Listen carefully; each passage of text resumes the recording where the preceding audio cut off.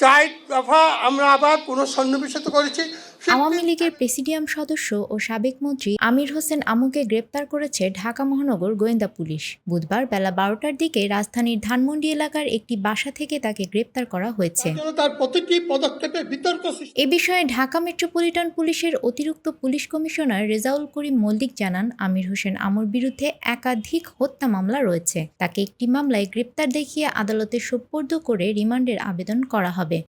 জনপ্রিয়তাহীনতা করা বর্ষিয়ান নেতা আমির হোসেন আমু আওয়ামী লীগের উপদেষ্টা মণ্ডলীর সদস্য, 14 দলের কেন্দ্রীয় সমন্বয়ক ও মুখপাত্র।